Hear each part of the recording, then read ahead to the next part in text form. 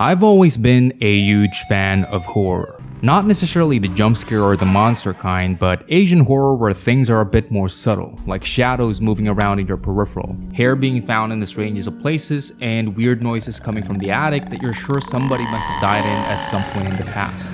With horror visual novels, the letter might be the closest experience you can get to feeling like you're one of the characters in movies like The Ring, and so today, after spending a solid 60 hours going through this one-of-a-kind visual novel, I'm here to tell you whether this game is worth picking up. The letter is set in the fictional city of Luxbourne, where life goes on as normal for most people, except for the small fact that on the outskirts of the city sits the infamous Ermengarde mansion. Being around for 400 years, the mansion is not only historical, but it has also been a witness to a long history of both painful and joyful occasions alike. It is also well known for the haunting rumors that surround it. Soft cries and wails have been heard in the mansion on cold, rainy nights. A woman has been seen endlessly roaming its empty halls, and people who enter the mansion never come out. Or so the rumor says, and so for most people in Luxbourne, these are merely scary stories told to children so they steer clear of the old place. In the beginning of the story, we play as Isabella, a real estate agent tasked with selling the mansion alongside her senior and co-worker Rose Cooper. During the preparation for an open house, while Isabella was looking for Rose, she heard voices calling to her in the attic. Here she found an old letter with the words "Help me" written over and over with what seemed to be blood, alongside an instruction at the bottom telling the reader to pass it to 5 people. Here is where Isabella first encounters what will be haunting them for the rest of the story.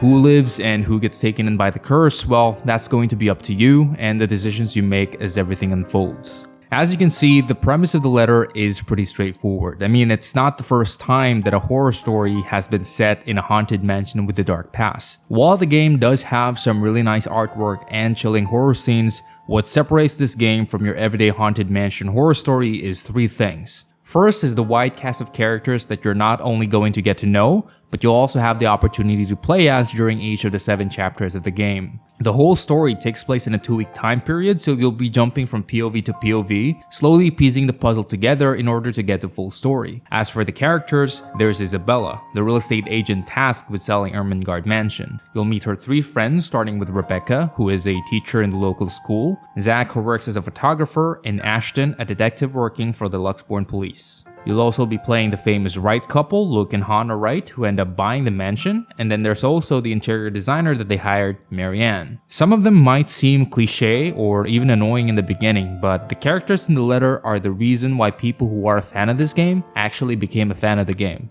The dynamics, the banter, and the dialogue is the essence of this visual novel, and that's made even better because of the relationship system.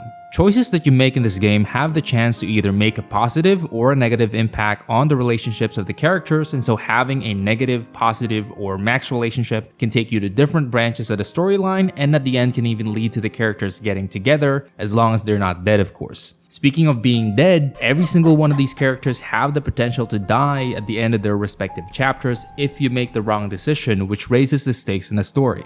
That being said, this can be a double-edged sword because on my first playthrough, nobody really died until close to the end of the game, so I didn't really feel the weight of the curse for the majority of that first run-through. On the other side of that, I did a playthrough where I tried to get everybody killed, and the tone of the story shifts so heavily when there are real lives at stake, which I think is where the game really shines, because when a character starts dying, other characters become more emotional, and you'll get to know who they really are when things hit the fan. Another thing that I really enjoyed about this game is the special moments that these characters end up sharing together based on the choices you've made. What are you doing? Singing you to sleep like the big baby you are. I may not be as good a singer as you are, but I can handle a few tunes. Some of these scenes, coupled with beautiful CG artwork, are really endearing, while some are straight up brutal and dark. Of course, I don't want to spoil any of these for you, so you'll just have to get them yourself whenever you give this a go. Lastly, we can't talk about the characters without talking about the ghost itself. Obviously taking inspiration from The Ring and Ju-on, the ghost in the letter is filled with mystery and malice. She has her own history that you're going to be discovering as you play through the game while she tries to hunt down each of the characters that you're going to be playing. Aside from the terrifying scenes that you'll encounter her in, there's also quick time events in the game where you have to either time keyboard inputs, type in numbers in quick succession, or mash Z in order to escape. If you're not a fan of QTEs, you can completely skip them by pressing tab, which will allow you to just move on with the story. All of this mystery solving, character relationship building, and choice making are neatly tied together in a huge branching storyline that you can track through a menu. If you've played a visual novel in the past, you might think this isn't anything special, but the sheer size of these branches, especially in the later chapters, was something that I really enjoyed going through, as it allows the players to not just read through new dialogue, but also meet new characters, visit different areas that you might have not been able to see in the other routes, or lead you to completely new endings altogether.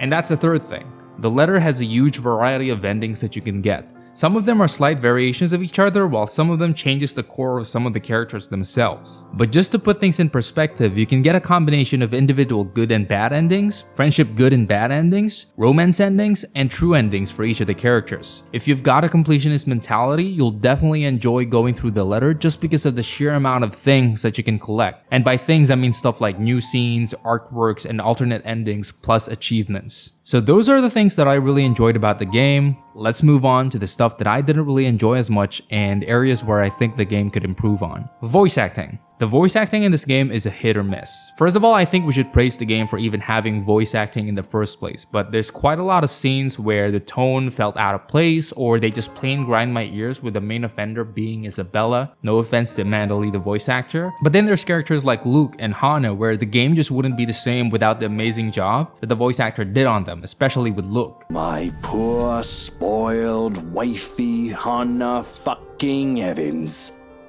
Silver spoon in her mouth, never had to lift a finger in her goddamn life. As for the rest, there's scenes, especially the emotional ones, where I really had to take a pause because it was just plain good. I knew this was going to be a difficult case. The moment I saw it, I knew. But again, that will be counteracted by a cringy scene by the same voice actors, which is not at all helped by the dialogue sometimes. Hello to you too, scaredy cat. I could stand to be greeted like a normal person, you know.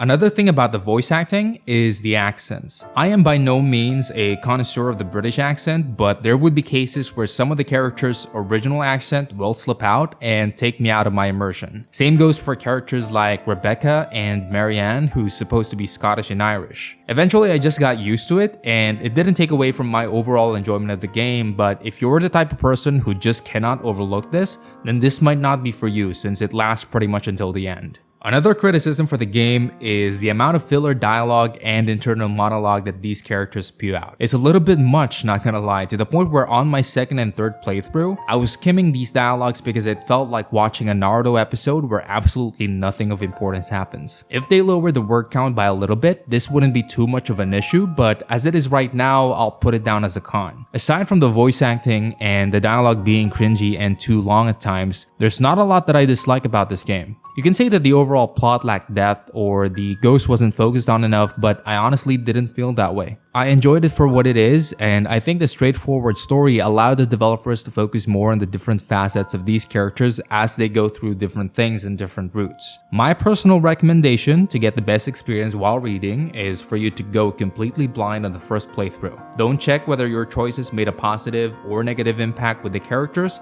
just stick to your choices and let the story take you where it wants. For the second playthrough, I'd recommend going for a Grim Reaper route where you get everybody killed. This has been my most favorite playthrough so far, as in my opinion, this has the most depth aside from the last part of the true ending. Third playthrough, I'd recommend of course going for the true ending to see the full story of how the developers intended this story to end. Overall, the letter has been a wonderful surprise for me, and it's a horror experience that I highly recommend. It's not perfect by any means, but it's enjoyable despite its flaws. Hope you guys enjoyed the video, subscribe if you want to see more, and I'll see you guys next time. Bye bye.